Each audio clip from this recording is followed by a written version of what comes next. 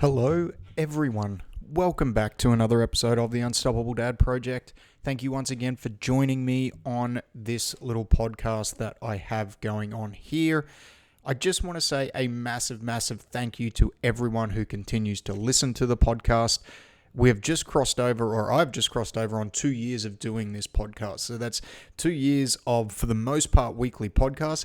I've been one who hasn't kept track of how many episodes I've actually done. I'd say we'd be coming up on close to 100 episodes.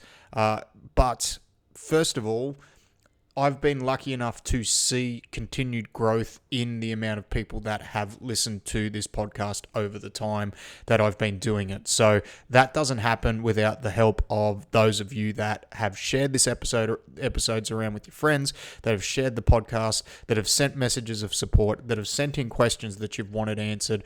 All those things have helped me continue to stay motivated and continue to do this podcast almost week after week. I know we've had a couple of breaks here and there, like last week, took a week off. But for the most part, I would like to think I've been pretty consistent with when I've done this podcast over the last 2 years and have continued to hopefully put out some valuable podcasts, valuable content, valuable information, and being able to give you a little bit of an insight into my life as a father, my life as a husband, as a coach, and also hopefully impart some knowledge that I've learned over the last decade plus of being able to be a coach, the last 7 years of being a father. Not that I know everything at all. Like everyone else on this podcast, listening to this podcast, I'm going through a journey of learning about myself as a man, as a human being, as a father, as the type of father that I want to be, as the type of role model that I want to be to my kids, because whether you want to accept it or not, as soon as you become a dad, whether you want to put yourself in that position or not, you are a role model to your kids. So your actions, habits, and behaviors will be reflected in them. They will pick up on that, whether you mean for them to do it or not. And that's sometimes a pretty tough burden to bear. And it is something that, from a lot of the dads I talk to, from a lot of people that I talk to, it can be a hard thing to wrestle with day to day. And if you're continuing to show up, you're continuing to apply yourself, and you're continuing to move yourself and your family forward every day, all credit and all power to you, because I know some days it's not going to feel like that. For the last 12 months for myself, those of you that have listened to this podcast, it's obviously been quite the journey. It's been quite the journey over the last 10 years, but particularly the last 12 months, a lot of changes have happened in my personal life, in my professional life as well too. And it's something that I wrestle with every day. It is something that, am I doing enough? And it is a feeling that, and really the topic of what I wanted to cover off on today's podcast, because it's just such a recurring theme in my life, in dads that I talk to, where we get guilty because we don't feel like we're doing enough. We don't feel like we're doing enough with the kids. We don't feel like we're doing enough for ourselves. We sometimes don't feel like we're doing enough for our wives and for our significant others. And there is this constant wrestle in my mind and in the minds of those that I talk to around actually making sure there's enough time in the day to do everything we need to. And there's never enough time in the day to do everything, because we just can't do everything. We'll spread ourselves too thin. And a really common topic that I've covered off quite a bit is just really understanding your priorities and how that works in your life and what's important to you. And I think for all of us, our families are the most important thing. Whether we're married, whether we're with a partner, whether we're single, that immediate family, our kids, and if you do have that partner, that wife, our significant other, they're the first level of importance for us. Like making sure that they're looked after, making sure that they have enough food, they have shelter, like all those primal needs that are inherently built in us as men from an evolutionary standpoint. Like that is the number one priority. And in today's society, where money is the main driving factor, the main scorecard for this game that we're playing, we need to make sure that we're allocating enough time to actually make enough to provide the necessities to those people that are important to us. And it's not always all on us, but sometimes it's going to feel like it is. And for some of us, it may be all on you to do it. So that's got to be the number one thing that has to be taken care of. But within that, I do truly believe you have to allocate time for yourself. I get asked a lot because I'm in a very lucky, privileged position, and I appreciate that, where if you're watching the video version, as you can see, I've got a gym set up behind me, like in the garage. So I'm able to train whenever I want. I've got a supportive partner who allows me to go and train jiu-jitsu and do something I enjoy, 3 to 4 times a week. I've got access to the knowledge of 10 years of learning how to train myself and train other people's. I've got an online business, so I've got flexibility in my schedule. And yes, a lot of that has come about from hard work and dedication and actually working to put myself in that position. And it's not always possible for everybody to do that. So sometimes we have to work in the confines and the parameters of doing a 9-to-5 job or doing a job. And we have to do that in order to take care of our number one priority. So even though work may not be our number one priority, that priority feeds into what is the most important thing for us, which is providing safety and shelter for those people that are most important to us. And that can leave a lot of us with very minimal time to look after ourselves. And I think a really common thing that I've tried to get across over the last 2 years, and the reason I'm focusing on time for I guess the 2-year episode, is because it really all comes down to how you use your time and how you set up your priorities. And you're never going to feel like it's perfect. You're never going to feel like you've really got it nailed down. Well, I don't anyway. This is something that I constantly wrestle with in my own mind, back and forth, pretty much every single day, sometimes every single hour of some days, where you have to almost dispel the guilt you feel about not doing enough in one aspect of your life so that you can focus on another.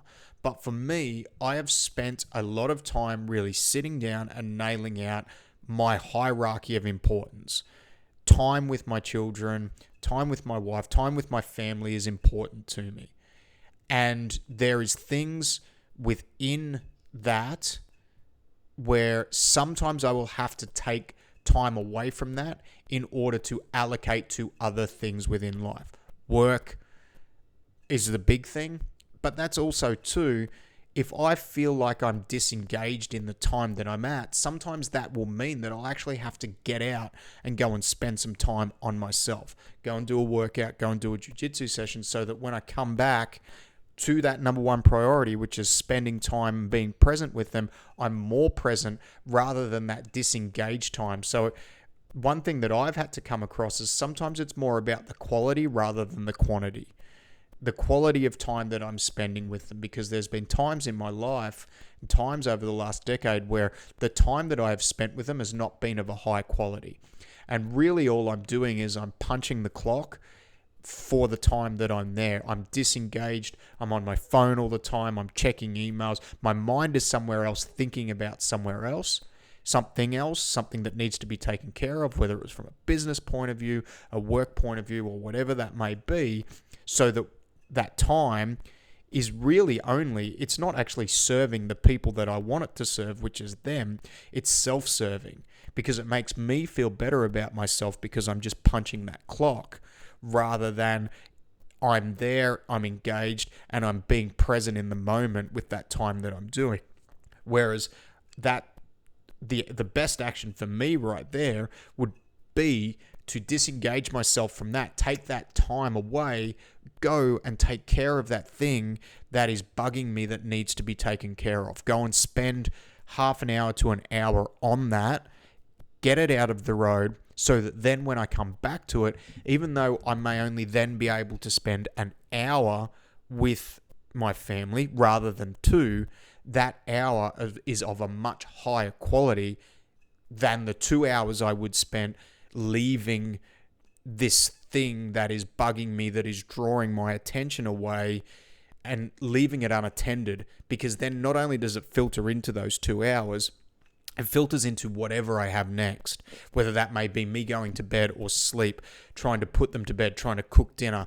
I'm disengaged from that activity and I'm not able to enjoy the moment and live in the moment. Not that cooking dinner for some people can be an enjoyable experience, but I think you understand what I'm saying there, where even though we want to allocate as much time to our number one priority, which is our family, sometimes other things that are lower on our hierarchy of importance and our lists of priorities may need to actually take precedence over those higher things on that hierarchy in order for us to be more engaged and get a better quality of time for those that matter to us.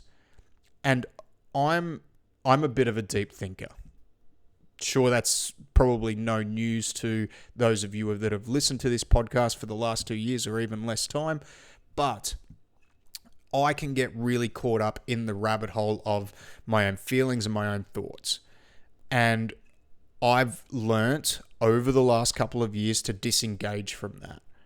And because I will overthink, I'm a chronic overthinker, I will overthink far too much stuff, and sometimes I will not take action on anything. I'll come up with a lot of ideas and then I won't follow through with them.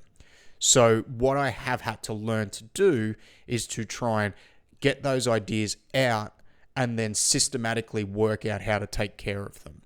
So that's where, for me, journaling has actually been something, and writing things down has been a practice that I've done over pretty much the last 5 or 6 years that has actually opened up more quality time for me to do more of the stuff that I want to enjoy, because I spend less time thinking and more time doing. And that's another big lesson that I've tried to get across with this podcast over the last couple of years. There's a lot of little lessons and a lot of recurring themes that are constantly coming up within these podcasts and within conversations I'm having with clients and with friends, with family, that I keep coming back to in my life, I keep coming back to on this podcast and with the topics that I'm covering off. And I think it's really important to understand those things. And this all ties back to time. It really, really does. Like, maximizing our time, getting the most out of the time we have on this earth, because time is a finite resource and it's one of the only things we can't get back. We can make more money, even though sometimes it might not seem like it. It might seem like that money hole is so deep, and I've been there, where it is very hard to get out of and it can seem like quicksand. And I think for a lot of fathers, I think money is the number one thing that can lead fathers down a very dark path where they don't feel like doing anything and they feel like there's no way out. That doesn't mean money's evil. It doesn't mean that money is bad.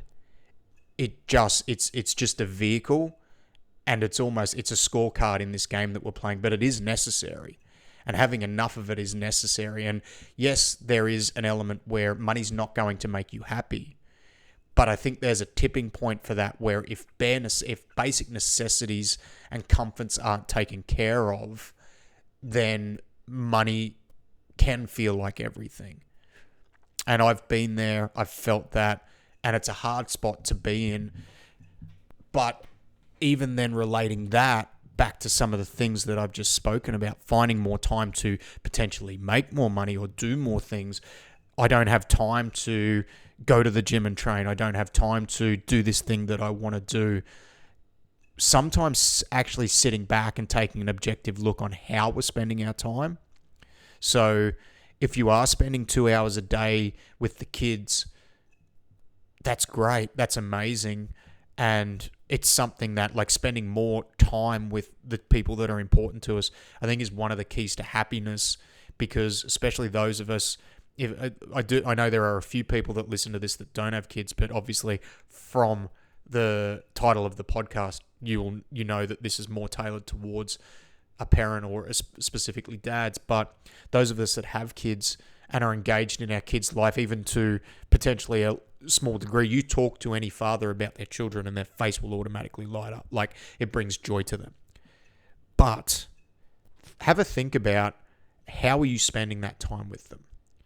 Are you on your phone, disengaged, worried about work, worried about what else is going on in the world or in life? Or are you actually present in the moment? Because I did a podcast a while ago where I talk about like every moment only happens once. Like you're never going to get that exact same moment again. You may get moments like it, but that exact same moment will never happen again. And rather than looking at the overall quantity of time that you're spending with them, potentially look at the quality of time you're spending with them. Because one thing I've learned, and almost learnt this the hard way, if you can spend an hour of quality time with them, that is much more beneficial to them than the 3 hours of non-quality disengaged time you are going to spend with them. Because that hour of quality time you can spend with them, they will ask you questions, they will be engaged with you because they will mirror the behavior that you give to them, and you will be able to find out a lot more about them and be more engaged in their life. Whereas if you're spending 3 hours with them where you're disengaged, as mean as this may sound, that's really only self-serving. It's not beneficial to them at all. Because if you're disengaged, you're on your phone all the time, you're not actually with them and present in the moment, they're going to mirror that behavior. And as they get older, and this is one thing that I noticed, and this is what I was talking about, that learning some of these things the hard way, they're going to, what type of time you spend with them will be the type of time that they will spend with you as they get older.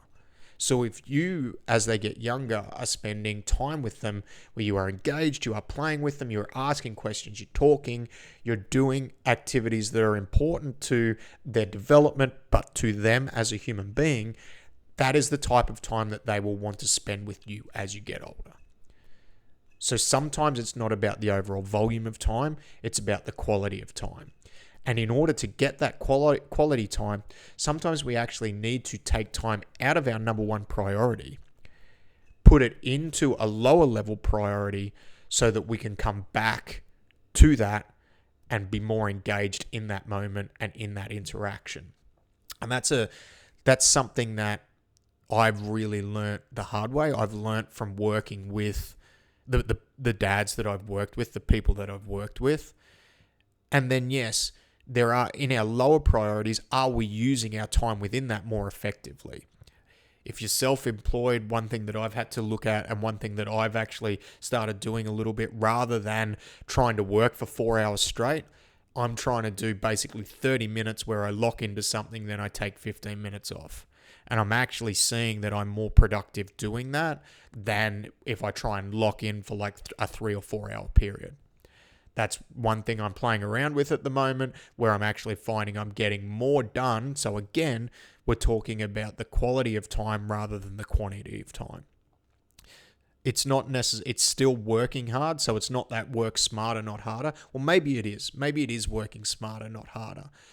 Or maybe it's working smarter, not more. Because sometimes that quality is much more important than the quantity, and it's the same with training. You may think you need to spend 90 minutes on a training session, but maybe you don't. Maybe you need to only spend 45 minutes. But taking that 45 minutes out of somewhere else in the day, you may find that enhances some other aspect.